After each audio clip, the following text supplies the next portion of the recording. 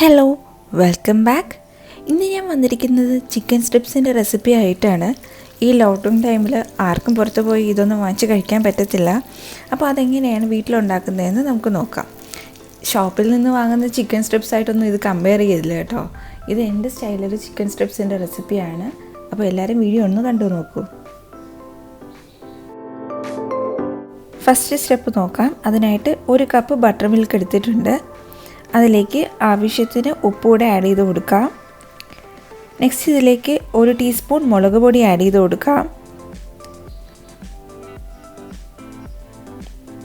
1 teaspoon paprika powder കൂടി add ചെയ്ത് കൊടുക്കാം. നിങ്ങളുടെ കയ്യിൽ പാപ്രിക്ക പൗഡർ ഇല്ലെങ്കിൽ അത് ഒഴിവാക്കാം. ഇനി ഇത് നന്നായിട്ടൊന്ന് മിക്സ് ചെയ്തെടുക്കാം.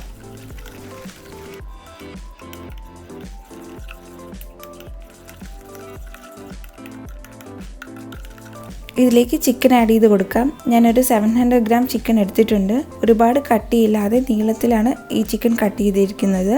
അതുകൂടി ആഡ് ചെയ്ത് നന്നായിട്ടൊന്ന് മിക്സ് ചെയ്ത് വെക്കാം.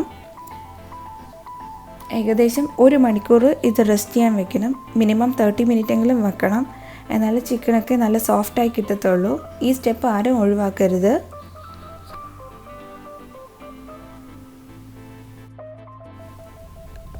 ഒരു മണിക്കൂർ കഴിയുമ്പോൾ ചിക്കൻ ഈ മിക്സിൽ നിന്ന് നന്നായിട്ടൊന്ന് പിഴിഞ്ഞ് മാറ്റാം.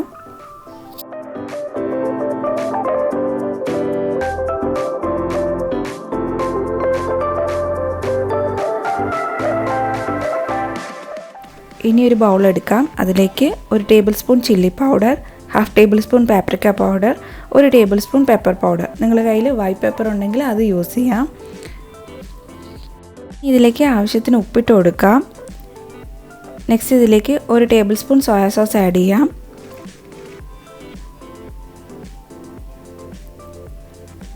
നെക്സ്റ്റ് ഇതിലേക്ക് ആഡ് ചെയ്യുന്നത് ഇഞ്ചി വെളുത്തുള്ളിയുടെ ജ്യൂസാണ്. ഏകദേശം 1 ടേബിൾ സ്പൂൺ ഞാൻ ആഡ് ചെയ്യുന്നുണ്ട്. നിങ്ങളുടെ കയ്യിൽ ജിഞ്ചർ ഗാർലിക് പൗഡർ ഉണ്ടെങ്കിൽ 1 ടീസ്പൂൺ വീതം ആഡ് ചെയ്ത് കൊടുത്താൽ മതി. ചിക്കൻ കൂടി ആഡ് ചെയ്ത് നന്നായിട്ടൊന്ന് മിക്സ് ചെയ്ത് വെക്കാം. ഇതും 1 മണിക്കൂർ റെസ്റ്റ് ചെയ്യാൻ വെക്കണം. മിനിമം 30 മിനിറ്റെങ്കിലും റെസ്റ്റ് ചെയ്യാൻ വെക്കണം.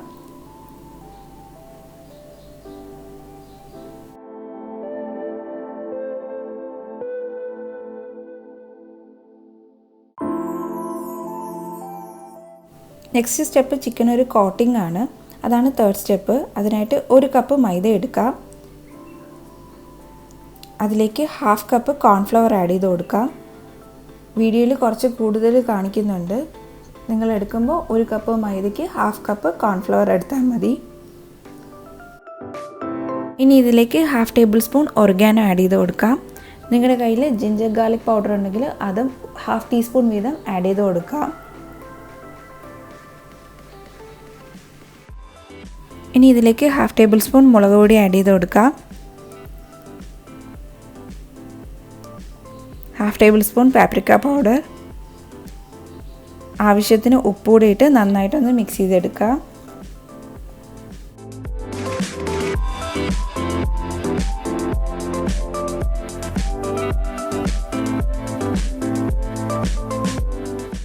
ഇനി ചിക്കൻ ഓരോന്നായിട്ട് കോട്ട് ചെയ്തെടുക്കാം.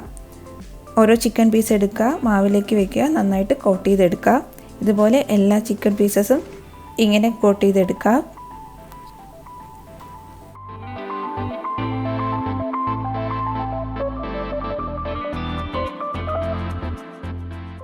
ചിക്കൻ ഡബിൾ കോട്ടിംഗ് ആണ് ചെയ്യുന്നത്. അപ്പോൾ അതിനായിട്ട് 1 മുട്ട എടുക്കാം. ആവശ്യത്തിന് ഉപ്പൂടെ ആഡ് ചെയ്ത് നന്നായിട്ടൊന്ന് മിക്സ് ചെയ്തെടുക്കാം.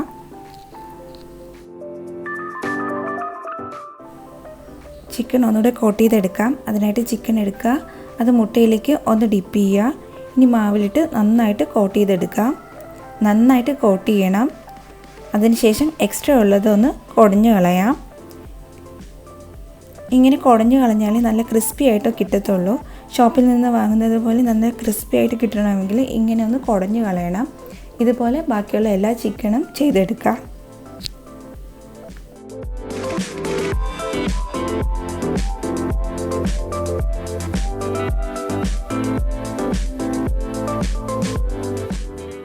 ഞാൻ ചിക്കനിലേക്ക് സെക്കൻഡ് കോട്ടിംഗ് ചെയ്ത സമയത്ത് തന്നെ ഓയിൽ ചൂടാക്കാൻ വെച്ചിരുന്നു. അതുപോലെ തന്നെ നിങ്ങളും ചെയ്യണം. ചിക്കനിലേക്ക് സെക്കൻഡ് കോട്ടിംഗ് കൊടുക്കുമ്പോൾ തന്നെ ഓയിൽ ചൂടാക്കുക. അത് ഫ്രൈ ചെയ്തെടുക്കുക. നെക്സ്റ്റ് ബാച്ച് അതേപോലെ കോട്ട് ചെയ്തെടുക്കുക, ഫ്രൈ ചെയ്തെടുക്കുക. അങ്ങനെ വേണം ചെയ്യാനായിട്ട്. കോട്ട് ചെയ്ത് ഒരിക്കലും ചിക്കൻ വെക്കരുത്. ചിക്കൻ ആഡ് ചെയ്യുമ്പോൾ ഓയിൽ നല്ല ചൂടായിരിക്കണം. ചിക്കൻ ആഡ് ചെയ്തതിന് ശേഷം ഫ്ലെയിം ഒന്ന് കുറച്ച് വെക്കുക. ചിക്കൻ ഏകദേശം കുക്കായി കഴിയുമ്പോൾ ഫ്ലെയിം ഒന്ന് കൂട്ടി വെച്ചതിന് ശേഷം 1 മിനിറ്റ് കഴിഞ്ഞിട്ട് നമുക്കിത് കോരി മാറ്റാം.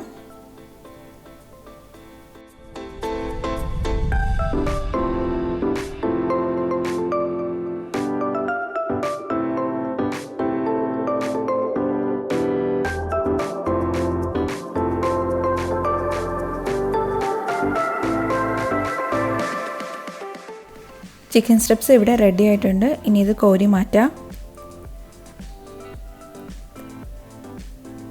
നിങ്ങൾക്ക് വീഡിയോ കാണുമ്പോൾ തന്നെ മനസ്സിലാവും, നല്ല ക്രിസ്പി ആയിട്ട് വന്നിട്ടുണ്ട്.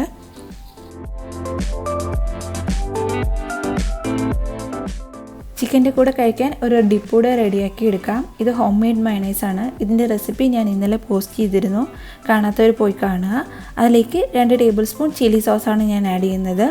നിങ്ങൾക്ക് കെച്ചപ്പ് ഇഷ്ടമാണെങ്കിൽ 1 ടേബിൾ സ്പൂൺ കെച്ചപ്പ് കൂടെ ആഡ് ചെയ്ത് കൊടുക്കാം. അപ്പോൾ ഡിപ്പും റെഡി ആയിട്ടുണ്ട്.